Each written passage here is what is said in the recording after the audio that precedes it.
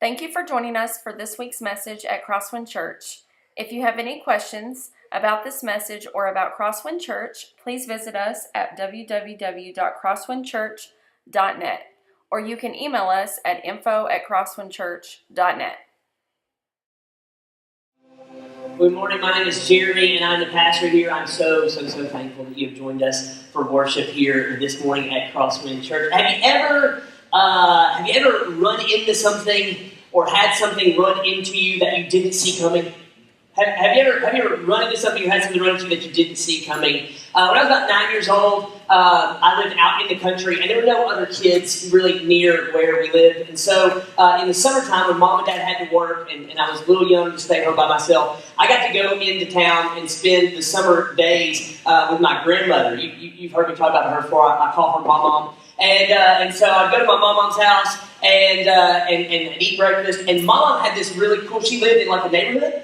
And so I got to take my bicycle and go riding up and down the streets, which was like a big deal because out where we lived, we didn't ride up and down the streets. They're all gravel and kind of out and about, out and away from everybody. So I got to ride on paved roads, which was like a big deal for me.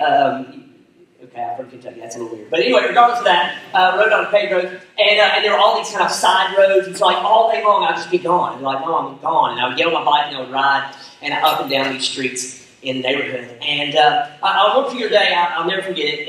I was riding down the road, I was on the right side of the road, which is where I'm supposed to be, and over on the left side of the road, there was there were houses all over the place, there was a yard, and in this particular yard, there were two girls. I don't know why all of my embarrassing stories have to do with girls, but there were two girls over there, and they were kind of cute, and I kept noticing they were checking me out just a little bit, and I was checking them out just a little bit, and so I would ride past a couple times, and on one of my rides down past their house, they were out under a tree, just kind of hanging out, wasting time in the summertime, and one of the girls says, "Hey!"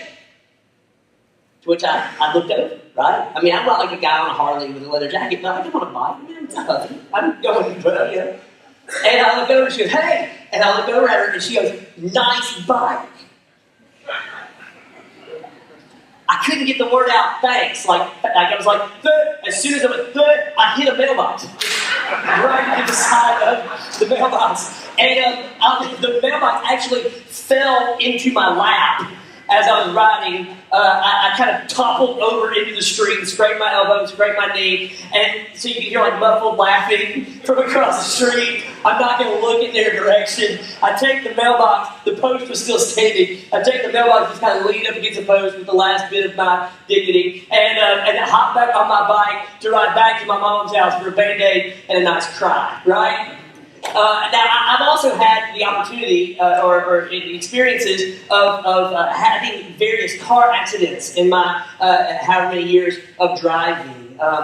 Some of them involve other vehicles, some involve hay bales. I've told you that story. But regardless of all of that, I can't tell you every detail about every car wreck or every bike wreck that I've ever been in, but I can tell you where every car that hit me came from.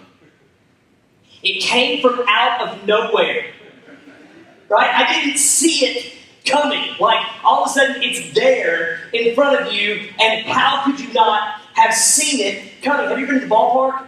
Have you ever been hit in the head with a ball? Right? I mean, how could you not? I'm not talking about the back of the head, the front of the head. How could you not see it coming, right? Sometimes you just don't see it coming. And what do they say at the ballpark when you're there? They go, "Heads up," which forces you to look directly into the path of whatever it is that's coming at you. I mean, at the last minute, it's all you can see, but we would all say, listen, that ball, it came out of nowhere. If we had seen it, we would have avoided it. Now, today we get to kind of wrap up this series, Pack Your Bags, and we've been battling through this for 5 weeks. If you're a guest with us today and you're joining us for the first time, you kind of missed out on the conversation. I'd love for you to get caught up. You can go to crosswindchurch.net. You can listen to all of these messages, download our church app, and listen to all of them, because I want you to know what we've been talking about. But essentially, the idea behind our series we've been talking about is this. We want to tell you how to prepare, teach you how to prepare, give you tools to prepare for whatever it is that's next in your life, because we all have something that's next. It's a marriage that we're entering into. It's a relationship that we're ending. It's It's a baby or a second baby that's coming. It's graduating from college and moving on to get your first big boy job, or you're gonna graduate from high school and you're moving on to college. The kids are getting ready to leave the house and go off to college, or maybe your kids have already graduated from college. They're coming back to the house, and you're an empty nester. You're not an empty nester. Retirement, maybe. We all have something that's coming next, and as you pack your bags for whatever it is that's next, we want to give you, as hopefully, all the tools that we can possibly give you. So we told you that you need to take some friends with you. We told you need to lean in and you need to listen to some advice of people that have been where it is that you're going. We said that you need to work on who you are right now, because wherever it is that you go, there you are. And so if you're not a good saver on this side, when you transition, you're probably not going to be a good saver on the other side. So we're talking about working on that right now. And today, we get to end with this really cool principle. And we can deal with this idea of what happens, Jeremy, when I know there's a transition coming, but trouble hits and I never saw it coming. It's not something that I anticipated. It's not something maybe that you could have anticipated, but all of a sudden, just like a Mack truck, it has smacked you in the face, and you don't know how do you prepare for that moment when the boss calls you into his office and says, listen, I know things have been going okay, but we're going to have to downsize. You've got to go.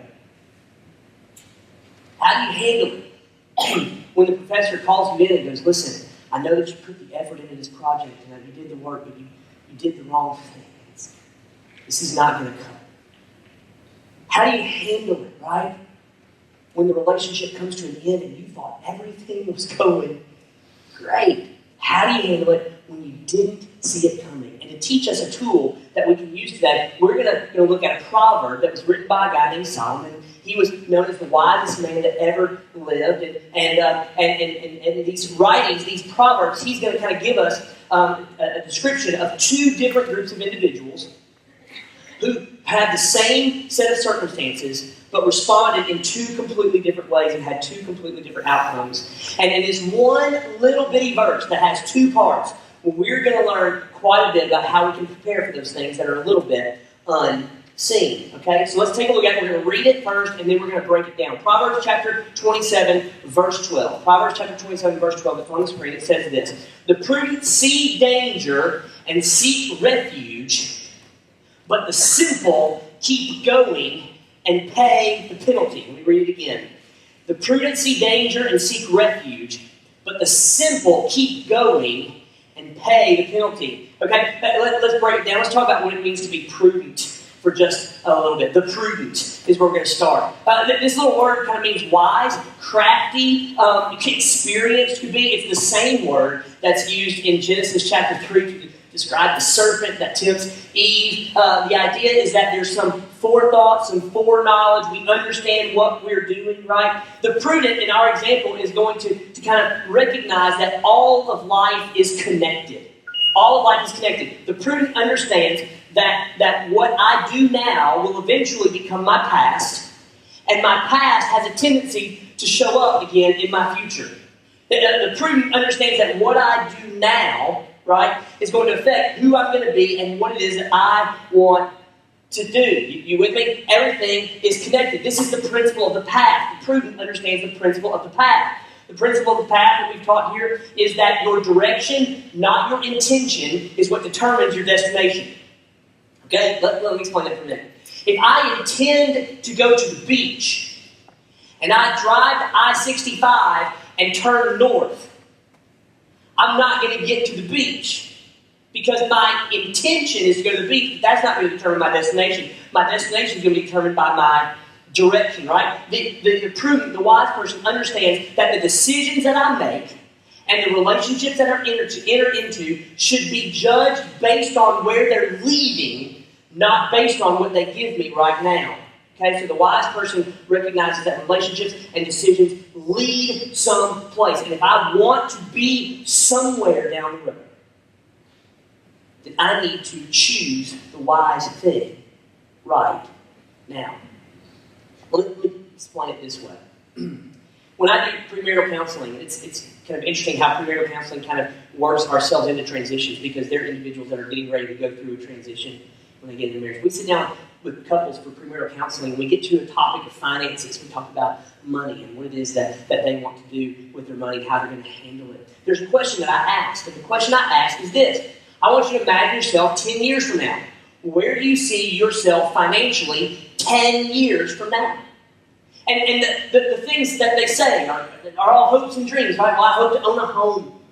I hope to have one or two or multiple kids. I hope to have, this kind of car. I want to have some toys. I want to have a four-wheeler or a boat and all this kind of thing, a hunting lease in Kentucky or whatever it is. Like, I want to own some land. Right? These are the things that people say. These are their dreams for where they see themselves 10 or 15 years down the road financially. Now, what's hard for these young couples and what's hard for me and you to understand sometimes is that if that's what they want in the future, 10 or 15 years from now, the decisions that they make today will directly determine whether or not they'll be able to see their vision to fruition in the future.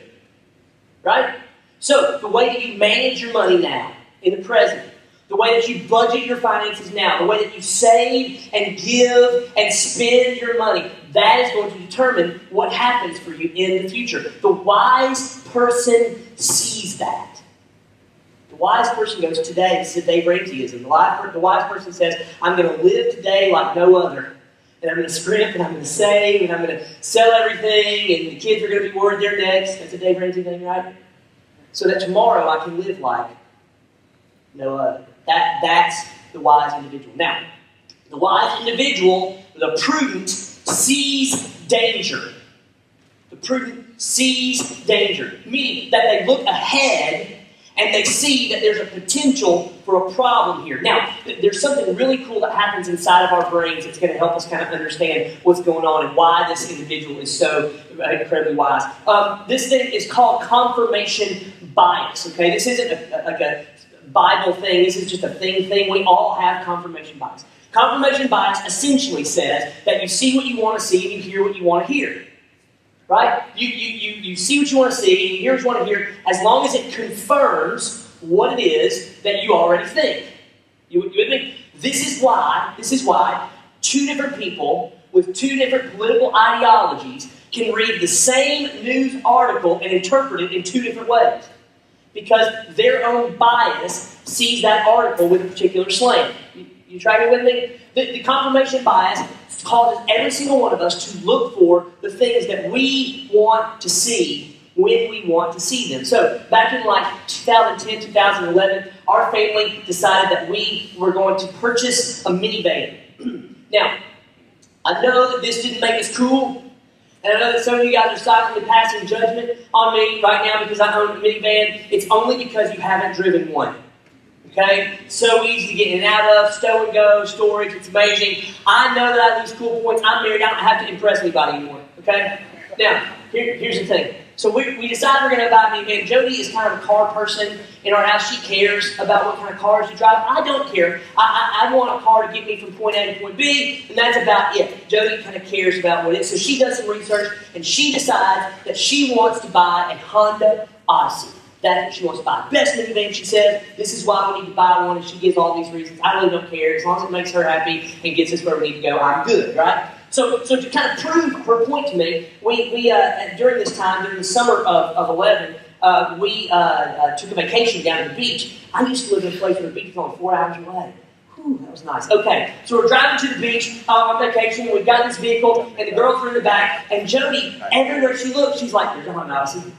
There's a Honda Odyssey. She took out a piece of paper and she started to tally up all the Honda Odysseys that she saw on the van to let me know that Honda Odyssey is obviously the most popular minivan that's out there. Now, let's just be honest. There may have been more Honda Odysseys than other vans. I don't know. The point is that all Jody saw was Honda Odysseys. Why? Because it's what she was looking for. You with me? It's what she was looking for. Her mind, her confirmation bias was so locked in on it that we could have passed 1 million Chrysler vans and she would have seen the one Honda Odyssey in the middle. I'll give you another example. You ever dieted or given something up for Lent? This last year for Lent, starting on Ash Wednesday through Easter, I gave up sodas, like all carbonated drinks. And that's a big deal for me. Like I love Mountain Dew and Coke. Lots of things like rot your inside. Like I love it. Like I love them. And they're easy and they come in nice little cans. And they put water in cans. I know they do, but Anyway, so like it's just so easy, and I loved it. And so I said, okay, God, I'm gonna give up this, and I'm gonna try to focus on you. Whenever I have a craving for a Coke, like I'm gonna spend some time in prayer and that sort of stuff. And it was supposed to be a spiritual experience. And the problem was that once I gave up my Cokes for Lent, every commercial was somebody pouring an ice cold Coca-Cola over the ice with the beads of condensation rolling down. And I was like, oh, that looks so bad. And I would go to fast food restaurants and I would order water. That's unnatural to go to McDonald's where they have the best fountain Cokes, right? I don't know what they do to it. It's like a mint Coke. I don't know, but it's amazing. And I was like, I'm getting water. My girls were back there making that noise when the cup is empty. And I'm like, oh my gosh, everywhere I looked, I saw Coke and Mountain Dew, and I wanted one so bad, but I couldn't do it. Still a lot of time in prayer during those 40 days. Now, here's the thing. If you've ever been on a diet, you get that, right? It's every commercial is for the food that you want to eat and the thing that you can't have. It seems to be everywhere, and you smell it everywhere, and you're like, oh, I can't have that, right? Listen.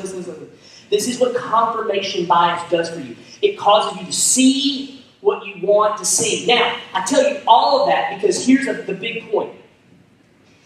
The prudent see danger. What makes them so wise is this. No one wants to see danger. No one wants to see danger. But the prudent, the wise, they see things that they desperately don't want to see. They see things that they don't want to see. Let me tell you, that takes discipline, that takes intentionality, and that takes you stepping out of your confirmation bias and seeing things.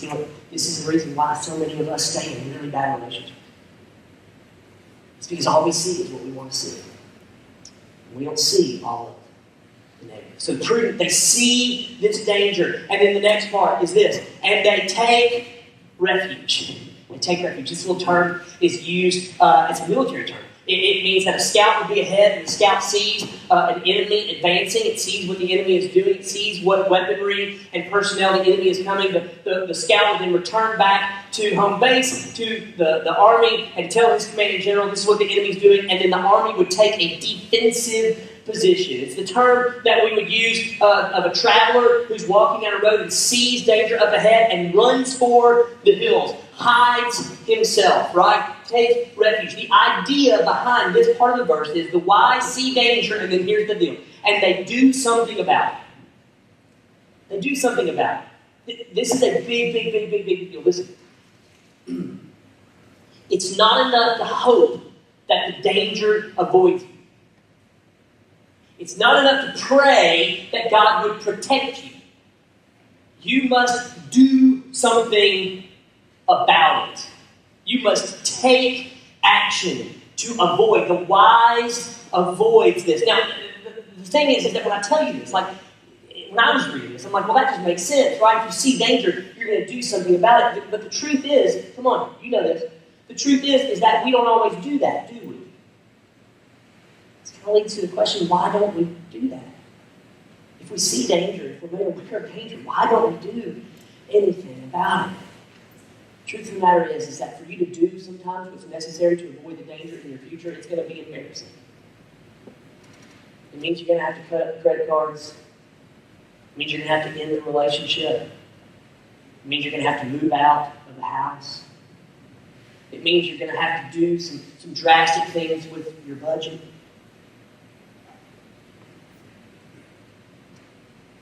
People won't understand why you're doing it. So look at you and go, things are great right now. Why are you making this decision? It's a little bit embarrassing. It's also going to require you to have sacrifice. It means that you're going to have to sacrifice today so that you can have tomorrow. It means that you're going to have to put off today so you can have tomorrow. It means that you're going to not be able to go out as much. It means that you're not going to have that man or that woman to call at the end of the day. It means that you're going to have to sacrifice. It's embarrassing that you're going to have to sacrifice. But here's the deal. This is what the wise man knows. This is what the prudent man knows. It also brings relief. It also brings relief. When you let go of that thing, that there's danger in the future, now I can lay my head on the pillow at night. Now I can move forward with my life. Now I can transition into the next phase of life because there was danger, but I've dealt with it. The prudent see danger and they take refuge. Now, the second person that Solomon is going to talk about is the simple. The second group of people, the simple, right? Now, this little word means inexperience. It could mean, in some cases, young, because young, at least, inexperienced. The same word is used throughout the rest of the Old Testament. In some places, it's actually translated stupid. We won't use the word stupid here, but they're simple, right? Inexperienced is the idea. The inexperienced individual doesn't believe that life is connected. They believe that everything is just kind of right here, right now. It's not placing me on a path. It's just a decision, right? It's not something that I need to worry about because it's just a decision. It's a momentary thing. And it'll go to my past, and my past will stay in my past. The simple judge relationships and decisions based on right now rather than where they're leading. They don't understand at all life is connected. Here's the thing. This is how I know. Some of us are simple. This is how I know I've been simple in so many ways. It's because there's sometimes people that come alongside you and they try to shout the warning that there's danger ahead. Right? They come alongside you and they try to go, hey, you need to watch about how you're spending. Hey, you need to watch that relationship. Hey, listen to me. You need to cut that out. You need to put that down. You need to not do whatever it may be. When I was in high school, I had a girlfriend. A shocker. And she and I dated for a long time, and things got pretty serious for a while. And she was over at my house, and I was probably a senior in high school at this particular time. My mom and dad were there, and they were kind of around. We were sitting on the couch, and she was drinking sweet tea out of a plastic cup, and I had a little foam ball. I was just kind of flipping around and messing around with this foam ball. And I lost control of the foam ball. And the ball went flying in her direction, and it hit the cup, and the cup hit her tooth. Now, it was a foam ball. It's like not even a nerve. It was like, but it popped, and she jumps up out of her seat. And I remember like one hit. Like there may have been a couple different hits. Like I don't know if they were closed fist or open fist, because I was like this, right? And she just like wails on me for just a minute, right? Just wails on me. And then she's done, and we move on. I don't think anything about it. And I take her home later on today. I come home, and my mom had been in the room when this happened. My mom had seen all of it. Mom came to me, and she's like, Jeremy, that really bothered me. And I was like, well, why? You know, it's kind of my fault, right? I hit her with the ball. No, Jeremy, you don't understand. I saw her eyes. I saw how quickly she reacted. I saw with what great ferocity she reacted. What you did was an accident. It was wrong. You shouldn't have done it. But listen, I saw something in that interaction. She did that in front of me in our house. What do you think things are going to be like in the future? You want to know what I kept doing? I kept doing, oh, Mom, come on. You don't know what you're talking about. Listen, things are great with us. Look. It didn't hurt, right? It was just a little love pat, you know? And it was really my fault in general. And we make excuses when people try to warn us because our confirmation bias allows us to only see the positive and not the negative. And because you don't realize that it's not just a momentary decision or an action, but it's a pathway that has a destination. That's the way the simple kind of view things, right? Okay, this is our problem with this. The simple, when they go to the doctor, and the doctor says things like, listen, you need to put the cigarettes down, right? Or you need to cut back, or you are going to get cancer and die. And you say, that won't happen to me. I'm the exception to that rule, right? Or the doctor says, listen, you've really got to lose some weight. Listen, you've really got to get your cholesterol down. You've really got to start eating right, or your heart is going to stop functioning. And you just kind of go, I'll worry about that tomorrow. I'm not going to worry about that today. What happens is the simple looks at life and says, I'll Scarlett O'Hara it. I'll think about it tomorrow. I'm not going to worry about it today. And they forget that their actions and their decisions and their relationships are all pathways that point them towards a future. Now, it says that the simple keep going. The simple see the danger, the same danger that the wise see, but they in turn keep going. Now, where we used to live in Alabama, there was a river called the Warrior River that runs right through town, and it's really cool. Lots of people would drive from all over to put kayaks in and inner tubes in and canoes in and canoe this river. And there are parts of the river that have like rapids on it, like serious shown-up rapids. The way it was described to me when I moved there was about once a year someone dies on this river because they get on the river and they think they can manage the rapids and the water's up too much and they can't. And it's really scary. So when you get on the river, you want to make sure that you're prepared. You want to make sure that you have life vests. You want to make sure that you kind of know what you're doing. There's one stretch of river we used to love going down it. There were two major rapids. When the water level got up a little bit, there were stage 3 rapids. One place was called House Rock. And it would kind of go through, and it was a little easier. And then downstream from House Rock was a place called Powell Falls. No relation, but the Powell Falls. It was a 6-foot waterfall that was tiered in the middle. And so you could go down on a canoe, you could go down on a kayak, you could maybe float an inner tube, although I wouldn't recommend it. And as you're floating up to Powell Falls, people that knew the river, they knew there was this place where the water got kind of still. And there's actually a path because people knew this place. And they would tell you what you do when you get to this place, and you stop. You pull your kayak or your canoe up onto the shore of the river, and you walk down this trail and you see the falls. You go and you look at the falls. Because if the water is up to a certain point, you probably not go down the falls. It can be just maybe a little bit dangerous, right? And so you go and you see, and you go, do I want to go down these falls? And if you don't, then you can kind of portage around. You can take your boat or your canoe or whatever and kind of go around the falls and avoid all of the danger. And it's interesting, they tell you to stop in this place where the water is calm, and the reason is because they know that if you go just a little bit farther down the river, you're past this point of no return. It doesn't matter when you're on the river, if you see the falls, after you pass this point, you're going down the falls. You can't get out at that point. It's too late. You've passed the point. No return. This is what happens to the simple. Is they began moving in this direction that they didn't even think that they were going on because they ignored the danger signs earlier on. And then they get to a point where it's impossible to turn back, where they pass the point of no return. I want to make sure you understand. Please hear this. Don't send me emails. I want you to understand. Not past the point of return of God's grace, not past the point of return for forgiveness, not past the point of return for salvation or for hope. That's not what they're past. They're past the point where now they're going to have to suffer the consequences. They're going down the falls, whether they like it or not.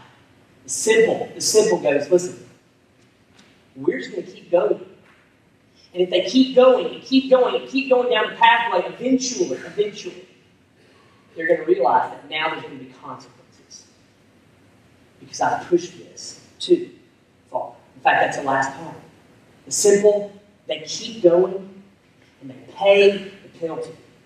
Older translations, they say they suffer the consequences or they suffer harm. Let me explain it. When you cross the line and you have an affair, it's too late to start working on your marriage. Your marriage may be saved, right? You may be able to save your marriage. We may be able to find forgiveness and find grace, but now there's consequences. You've gone too far. Does that make sense? When you wake up and you have 4 credit cards that are maxed out, and a mortgage, and 2 car payments, and all kinds of other stuff that you can't pay for, you're in hot up to your eyeballs, it's too late to go. We should probably get on a budget. Is there hope? Of course there's hope. Is there redemption? Of course there's redemption. But now there's going to be consequences. You understand? Like we pushed it to the point where now we have nowhere else to go. If you're 65 years old and you start looking at your finances and you go, you know what, I really should start thinking about retirement. And I really should start putting back retirement. And for the last 65 years, I haven't done that. But now I want to really think about retiring. You're going to sit down with your financial planner and you're going to go, I'm sorry. It's a little late to begin this conversation. We should have had this 40 years ago. The simple see the danger. And they push on. And what happens when they continue to push and continue to push and continue to push is that eventually there are consequences. Eventually we have to deal with the ramifications of our actions. So let me tell you a story before I move on. Let me tell you a story. There's a good friend of mine, I think it illustrates it so well. A good friend of mine, his name's Brad Jordan. He's the pastor at Pleasant Valley United Methodist Church over on Pleasant Valley Drive. And Brad and I have been friends now for a couple years, ever since he moved here to Union City. And Brad's story is quite remarkable. If you haven't heard it, you should. Brad went into the military and worked in the motor pool. He's at Fort Campbell and other places, and just kind of lived everything that the military life had. There was women and drugs and alcohol, and in his father's words and in Brad's words, he pickled his liver with alcohol, is what he would say. It was just an abundance of it. It was everywhere. And when he got out of the military, he began riding motorcycles and getting into kind of that kind of life, the leather jacket kind of life. And so he was doing everything that stereotypically comes with that kind of lifestyle, and just going in and out of bars and continuing just to drink himself literally to death. And then one day, he'll tell you, so I don't really even remember the accident. I don't really remember riding my bike where I was going. He was that drunk on his bike, and he was going fast, and he wrecked his bike, wrapped it around the telephone pole, and wrapped his back around the same telephone pole. Fractured his spine, broke his back, all of that kind of stuff. He was immediately shipped off to VAs and rehab hospitals. They told him he would never walk again. It was so dire for a little while that the doctors actually were speaking to his mom and dad about donating his organs, because they didn't think he was going to live. He survived the initial crash, and he went to rehab, and laying in bed one night in rehab, he couldn't sleep. Pain would keep him up. Turn on the TV, and there on TV was a Christian program. Joni Eareckson Tada was sitting in a wheelchair, explaining how Christ had changed her life and how he was using her. And that night in a rehab hospital, Brad Jordan prayed to receive Jesus. And his life was forever changed by God's grace. See, it wasn't too late for Brad to receive grace, and it wasn't too late to receive forgiveness, and it wasn't too late for hope.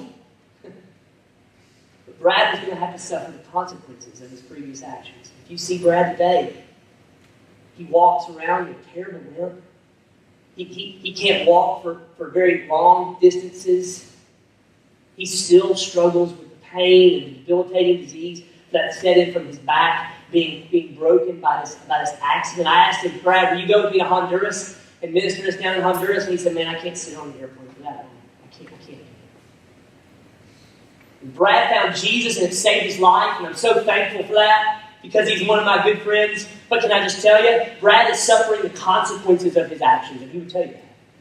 Because he saw the danger, and he ignored it, and he kept going, and he kept going, and he kept going, and he kept going, and eventually there were consequences. So let's put it all together, and we'll finish this up. The prudent see danger and take refuge, but the simple keep going and pay the penalty. So how does that kind of hit us today? How does that help us as we move into the next transition? I want to ask you some hopefully thought-provoking questions. Here they are.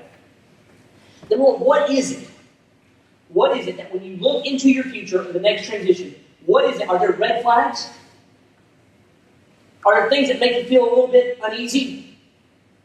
Are other people around you saying, hey, look out, hey, danger, hey, maybe you ought to think, hey, maybe you ought to stop, maybe you ought to put it down? If that's you, and there's red flags, and there's danger warnings and whistles and lights going off about the future, what I want you to do is I want you to take some time and dive into it. Take some time and go, what is it that is causing this in me? And it may be that you're being alerted to danger that you need to seek refuge from. What is it? Let me ask this question. What is it that you're desperately trying not to see?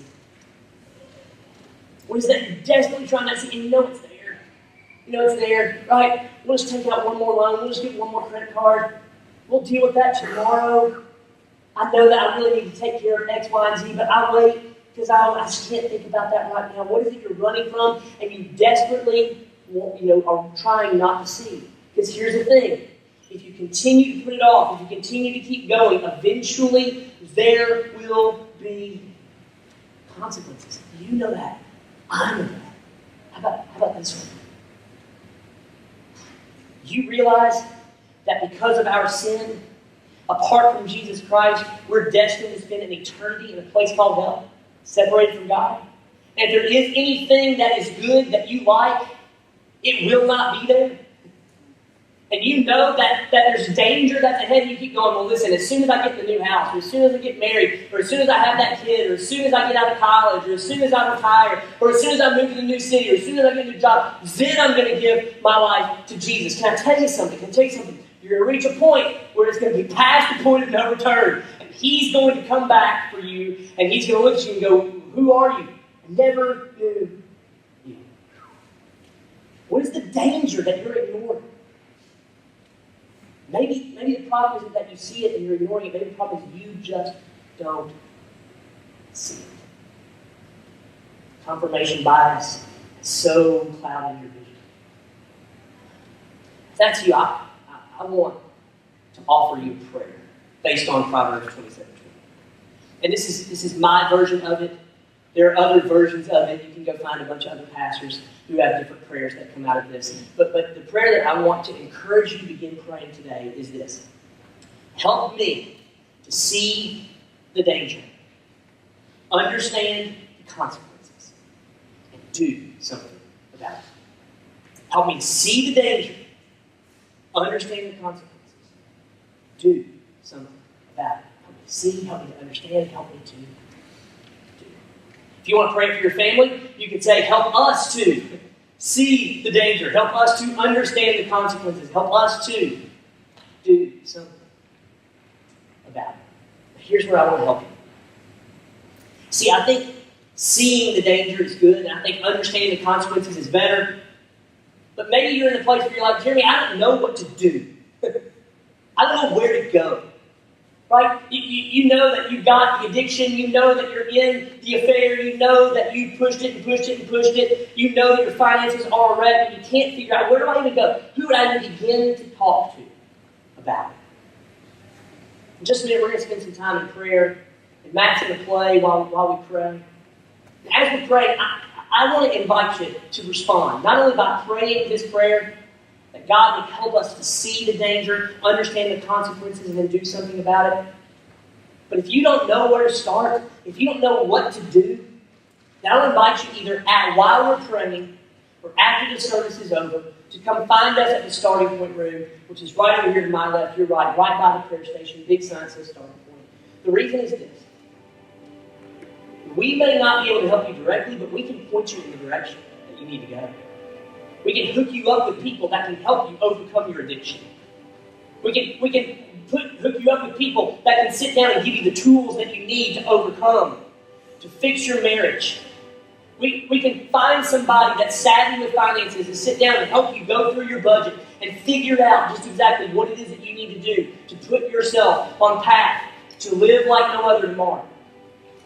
We can have people that can pray for you and direct you to home groups and help you in that next step, whatever it may be. Because I think seeing it is good and understanding it is better, but actually taking some action is really what Scripture is calling us to. We want you, before you move into the next transition, to be wise, not simple. Prudent, not inexperienced. So whatever ways we can help you, we're going to be back at the starting point room as we pray. And then I'll come back up and I'll close us out with prayer. And we'll be at the starting point room after the service if you'd like to join us. I'll begin praying, and then you all continue. God, thank you for your word. Thank you for these two simple lines in this one simple verse, teaching us not to be simple individuals. Father, I pray that you would help us to see the danger. Help us to understand consequences. Help us to do something about it. In Jesus' name.